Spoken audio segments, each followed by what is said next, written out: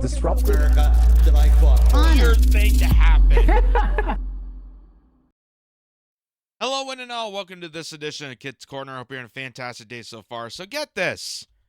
That little free vacation that Justin Trudeau took because he is such a hard-working politician to exploit people, undermine them, and put on so much oppression that he needed to take a break from taking a break.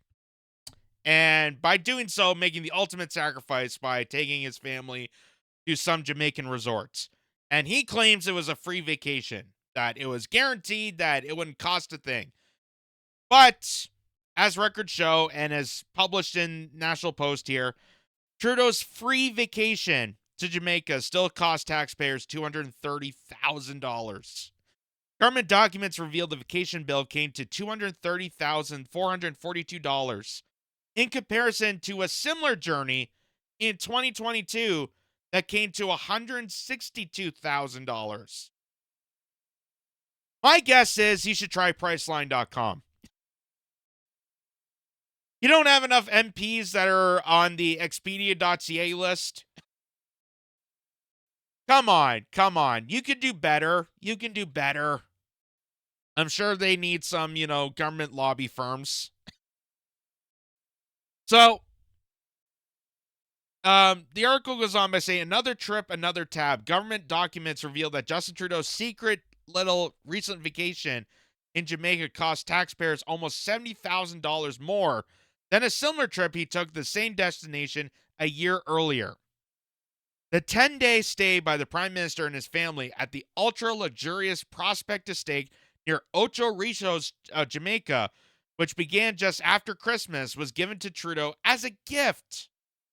But the cost to taxpayers for government-provided services was still $230,000. It's free. You still have to pay me for it, but it's free to me. In comparison, a similar journey during the 2022 Christmas holiday period came to $162,000. Trudeau did not pay for accommodations at the resort, but was put up for free by its owner, longtime family friend Peter Green. Ethics Commissioner Conrad von Finkelstein noted that the rules governing gifts to MPs can make an exception for those offered by friends and family. Nonetheless, government documents showed that the RCMP alone spent $162,000 on this latest trip for the security for the Prime Minister and his family during the trip to Jamaica from December 26th to January 4th, 2024. The agency did not break down those costs or initiate how many personnel are involved, citing security issues. In addition, the RCAF spent just $16,000 on accommodations, meals, and per diems for its air crew, and almost $42,000 on fuel and in-flight catering costs. This involved 2 flights to and from Jamaica, the first carrying the Prime Minister and his family, and the second when their plane had a mechanical problem, which necessitated a second flight to being a replacement part. Good advertisement for the new Boeing planes. The document notes that the repair itself did not cost anything. The replacement part was pulled from a readily available defense inventory and was subsequently replaced at no cost by the original equipment manufacturer under the existing Bombardier CL650 warranty program, it reads. Another additional amount of almost $10,000 covered the cost of a Privy Council office employee who is responsible for setting up secure communications for the Prime Minister. Furthermore, Franco Terzano, federal director of the Canadian Taxpayers Federation, tweeted saying that the Prime Minister's 4 vacations over a 1-year span. Just reiterate that. Prime Minister's 4 vacations over 1 year. While you're trying to pay for your groceries, while you're trying to put a roof over your head, this man has taken 4 vacations. There's people that are lucky enough to get out of their house. There's people that can afford to have a house. Twice to Jamaica, plus a trip to Tofino, BC, Last August, another to Montana in April have cost taxpayers more than $900,000. I wonder, what was that? What was that Montana trip? I wonder who that was. And there's the tweet there. Trudeau's Christmas vacation cost taxpayers $230,000 plus. In 1 year, Trudeau took 4 vacations, 3 international, 1 Canada. All those vacation costs almost $1 million. And while they're considering charging you triple for the carbon emissions that your family's permitting, causing your havoc, this guy's taking multiple vacations on private jets to different areas around the world, causing the most emissions, along with the military expenditure.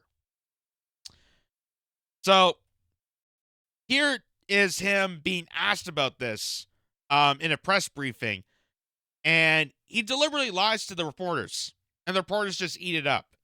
The reporters just are are just complacent with it.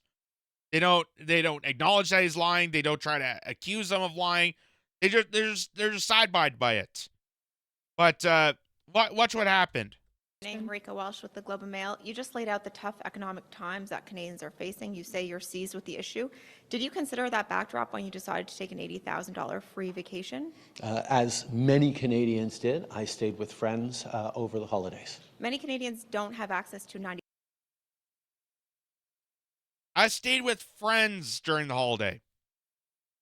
Did you notice how he tried to put that into there?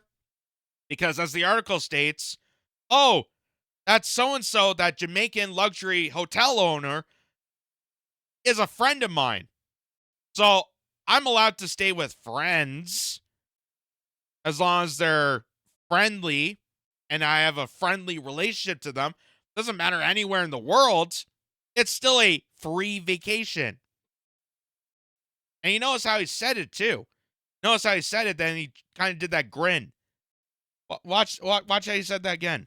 Many Canadians did. I stayed with friends over the holidays. Many Did you see that? See that? Of course I did. I stayed with friends. Now, if I was that reporter, if I was in that room, would you not push back on the fact that you still went to Jamaica? You still had the burden of taxpayer money paying for your free vacation, even though you just acknowledged that you were staying with friends? You deliberately lied. You pretty much lied to us. And you did it in a conniving way by saying, oh, I was staying with friends. You didn't say which friend. You didn't say if they were in the area. You didn't say that, oh, I'm staying within, the borders of Ottawa. No, I'm staying with a friend all the way in Jamaica that's costing you money for me to go over there. Canadians don't have access to $90,000 free vacation. So can you just explain a bit more the thinking as to why you take these vacations and how you think Canadians receive them? Like many Canadians did, I stayed with family friends over the holidays. Next question. So he just repeats it. As many Canadians, I stay with friends and family. Yeah, as many Canadians, they can't afford to barely take a vacation or get out of the country. These are people that are working paycheck to paycheck to put food on the table, keep the lights on, and be able to have shelter over their heads. And while you're charging them triple come April 1st, April Fool's Day, no joke, you're taking multiple vacations a year that's costing us to pay for it. And your remark to when a reporter asks that is, I stay with friends and family. That's a deliberate, diabolical liar right there. And the fact that he was able to say it so convincingly, that shows the drama skills that he has. Being the high school drama teacher, that really shows off his skills. Like, I just stay with friends and family. I know, I never said where. And he's saying with a smirk on his face. A dopey smirk on his face. I stay with friends and family. That's kind of true. Half brownie point. And to put on top of that, because while he's enjoying his multi vacations a year, Um, Here's what ordinary Canadians are faced with. This is a TikToker from Canada explaining in detail while he's trying to figure out how a free vacation is costing $90,000 or more, upwards to $230,000. This is what ordinary people are dealing with. I want to know how the hell people in Canada are even living. I generally consider myself a positive person. I'm like resourceful, but some stuff happened around the property, and like, well, I know I'll never truly be homeless. Like, I have family to live with, and you know, like, I have options. Like, I'm luckier than a lot of other people, but how the hell is anyone existing in Canada? Like, I feel trapped.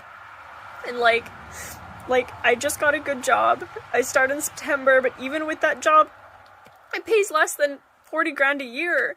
And it's a job that requires like education, and even on that job, like, I still can't do shit. I can't buy anything. I can't afford the rent these days. Like, I'm just feeling so much despair. And I know I'm normally like really, really positive, but I'm just like, how is everyone else, and are you okay? Because the answer's probably no. And I know I'm lucky. I don't have kids. I have like good family that will support me, but I feel like I can't stay here, but I can't move anywhere else, because anywhere else.